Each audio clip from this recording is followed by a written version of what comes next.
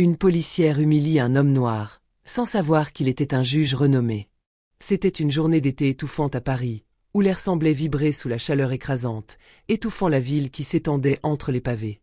Les rues animées bruissaient de l'agitation habituelle, le son des moteurs de voitures glissant sur les avenues pavées, les pas pressés des piétons, les discussions des terrasses de café, et cette chaleur, omniprésente, qui se faisait chaque minute un peu plus accablante. Dans le quartier chic de l'Opéra, au cœur du luxe et de la beauté, les policiers patrouillaient comme de coutume, en mission, scrutant chaque comportement suspect. La journée semblait être une scène ordinaire dans ce quartier, mais ce jour-là, une rencontre allait bouleverser les choses, laissant derrière elle un souvenir amer. Nadia Lemoine, une jeune policière dans la fleur de la vingtaine, venait tout juste de commencer sa carrière dans ce secteur qu'elle croyait calme et presque idyllique.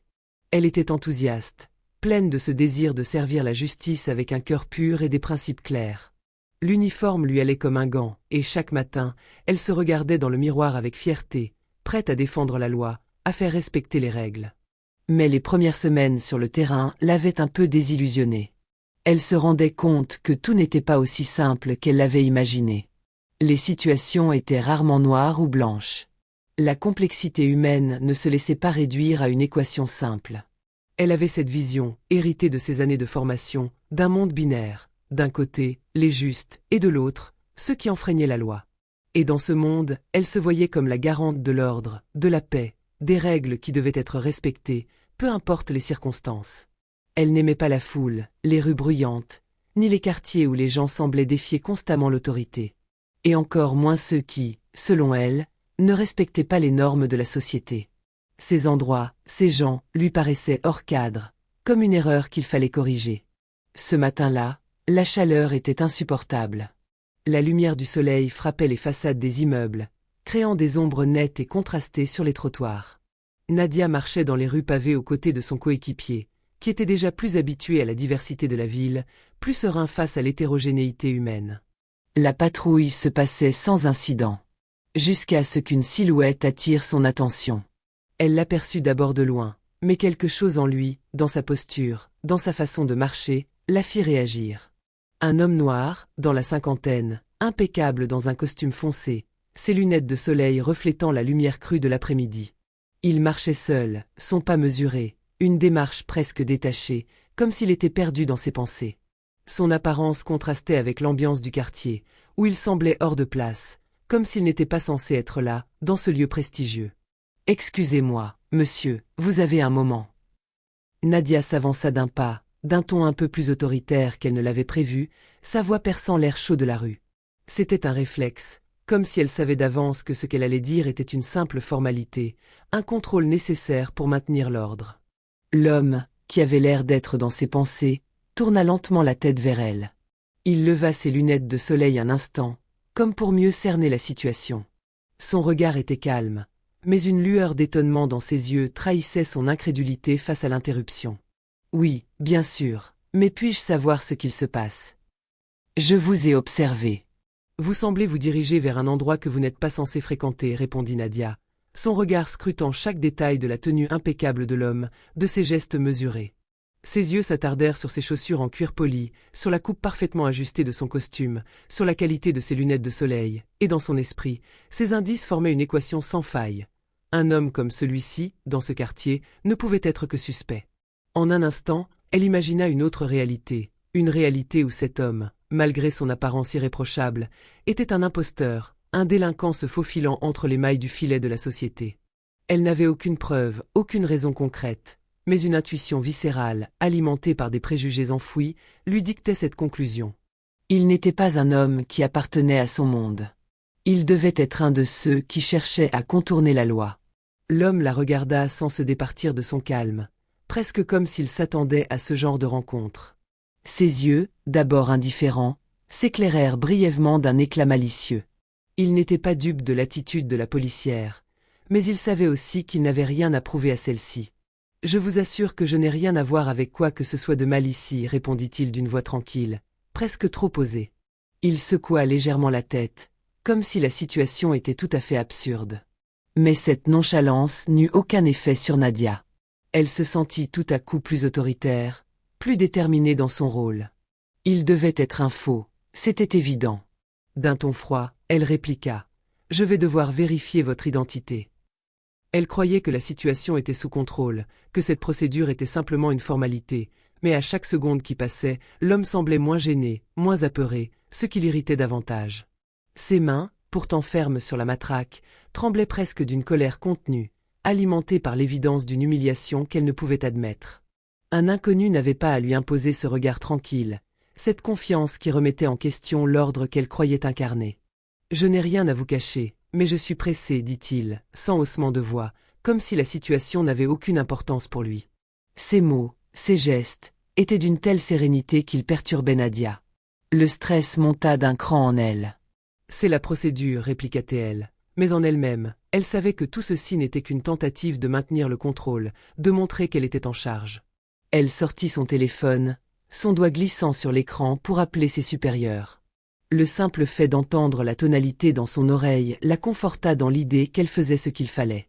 Elle était une policière appliquant la loi, et il n'y avait pas de place pour les doutes. « Vous n'êtes même pas fiché dans notre base de données, lança-t-elle avec une certaine arrogance. L'absence de toute mention dans le système semblait être pour elle la preuve absolue de son mauvais comportement. D'un autre côté, c'est un peu suspect qu'un homme de votre stature traîne ici sans raison. Elle se sentait rassurée par ces mots, convaincue que l'homme devant elle devait avoir une explication plausible, mais qu'il chercherait, tout comme d'autres avant lui, à l'esquiver. Et cette justification viendrait sans doute tarder, elle en était certaine. L'homme la regarda fixement, un éclat de malice traversant une nouvelle fois ses yeux. Il savait que cette rencontre était plus qu'une simple vérification de routine. C'était un choc entre deux mondes, entre deux conceptions de la justice, entre la vérité et l'image que Nadia s'en faisait. « Je suis le juge Marc Leroux, président de la Cour d'appel de Paris, dit-il d'une voix calme, presque à murmure. Un nom qui portait du poids, mais que Nadia, dans sa tête saturée de certitude, ne parvint pas immédiatement à comprendre. Elle éclata de rire, une rire nerveuse, presque dédaigneuse. « Un juge, vraiment. Vous, un homme comme vous? Vous êtes bien trop, peu digne de confiance pour être un juge. » Elle le regarda de haut, son esprit toujours en train de jouer les pièces du puzzle, cherchant des failles, des indices. Elle ne parvenait pas à croire qu'un homme de sa stature pouvait être un juge. Son cerveau, bloqué par des préjugés profondément ancrés, refusa d'admettre la vérité. Dans son esprit, un juge était quelqu'un de puissant, respecté, mais pas un homme de couleur, et encore moins un homme qui semblait être aussi calme, presque trop calme dans une telle situation. Le regard de l'homme devint plus perçant, plus intense. Il comprit que, même si Nadia ne le voyait pas, certains préjugés sont tenaces et prennent racine dans des coins insoupçonnés. Mais il n'était pas en colère. Il ne souhaitait pas prouver son statut à une policière qui n'était pas prête à l'accepter. « Peut-être que vous me sous-estimez, dit-il, d'un ton calme mais chargé d'une pointe de défi. » Mais cette phrase, loin de la faire douter, sembla renforcer la certitude de Nadia qu'il était coupable de quelque chose. Sans même prendre le temps de réfléchir à ses actions, Nadia décida, dans un élan de zèle et de vanité, de le mettre à sa place, de ne pas se laisser intimider par les paroles de l'homme. « Je vais vous emmener au poste, dit-elle fermement, sa voix devenant plus dure. Elle fit mine de sortir ses menottes, un geste mécanique, qu'elle croyait justifié, bien que l'homme ne fît aucun geste pour l'empêcher. Il ne bougea pas, il la regarda, toujours aussi calme, comme un miroir qui reflétait son incapacité à voir au-delà de sa propre vision. C'est à ce moment précis qu'un de ses collègues, observant la scène de loin, arriva en courant. Il avait vu les gestes de Nadia, vu la manière dont elle se tenait fermement face à l'homme, et son regard furtif vers son téléphone comme s'il allait appeler à la procédure de détention. Quelque chose n'allait pas. Il avait reconnu l'homme, un homme qu'il n'aurait jamais cru voir dans une telle situation. Il se précipita vers eux, les pas rapides, pressé par l'urgence de la situation. « Nadia, arrêtez immédiatement » cria-t-il, sa voix plus forte que jamais. « C'est le juge Marc Leroux, vous ne pouvez pas faire ça. » Nadia s'arrêta net, un frisson traversant son corps comme si tout autour d'elle venait de s'arrêter. Son cœur battait plus fort dans sa poitrine, l'adrénaline se mêlant à un malaise grandissant. Elle se tourna vers son collègue, un air incrédule et légèrement honteux sur le visage. « Le juge » répéta-t-elle, sa voix tremblante d'incompréhension. Elle se sentit soudainement petite, piégée par l'énormité de sa propre erreur.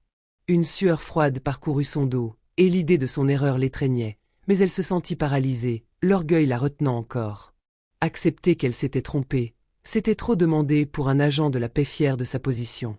Elle scrutait l'homme devant elle, essayant d'assembler les morceaux d'une réalité qu'elle ne voulait pas accepter.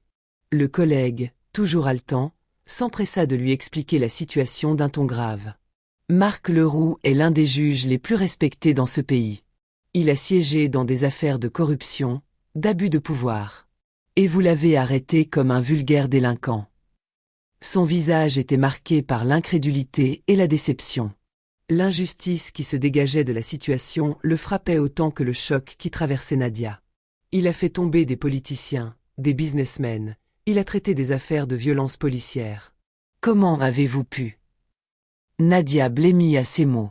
Elle comprit, trop tard, que l'homme devant elle n'était pas simplement quelqu'un qu'elle avait mal jugé. Elle venait de faire une erreur colossale, non seulement personnelle, mais aussi professionnelle.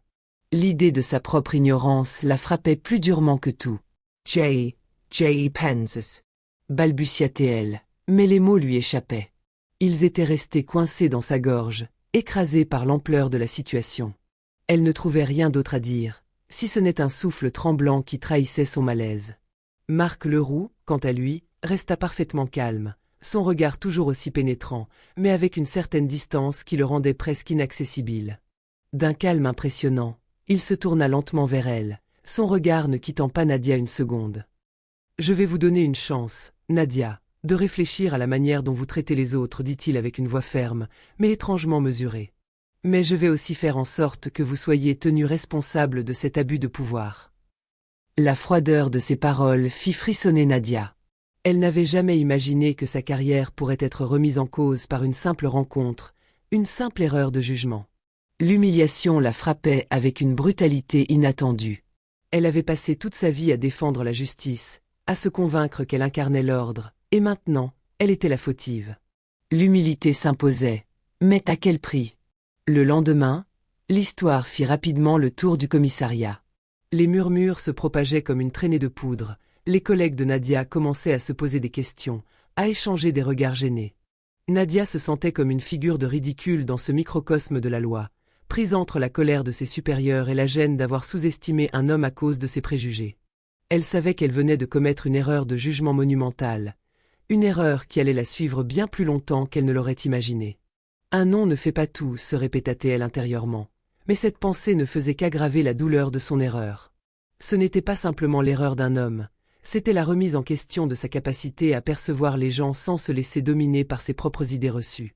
Il lui faudrait apprendre à ses dépens qu'une leçon d'humilité pouvait venir du plus haut sommet, et qu'elle n'était pas prête à l'oublier. Marc Leroux, pour sa part, n'avait pas cherché la vengeance.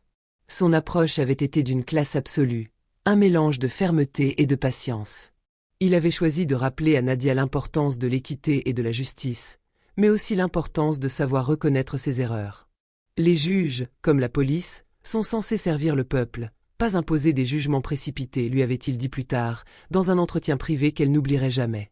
Ces mots résonnaient dans son esprit, un rappel brutal qu'un bon juge n'était pas là pour juger les gens sur leur apparence, mais pour appliquer la justice avec discernement, compassion et équité. Quant à Nadia, elle ne regarda plus jamais un homme par son apparence. Chaque détail, chaque acte d'indignation qu'elle avait ressenti à son égard auparavant, s'était transformé en une leçon d'humilité qu'elle ne pourrait jamais effacer. Elle savait que cette rencontre marquait le début d'une nouvelle étape dans sa carrière, mais aussi dans sa vie. Car ce n'était pas seulement l'erreur d'un agent de la paix, c'était l'erreur d'une femme qui avait cru que ses certitudes la protégeraient de la réalité humaine. Mais cette leçon, aussi douloureuse soit-elle, la rendrait plus forte, plus ouverte à la complexité du monde qui l'entourait. Et elle n'était pas prête à l'oublier.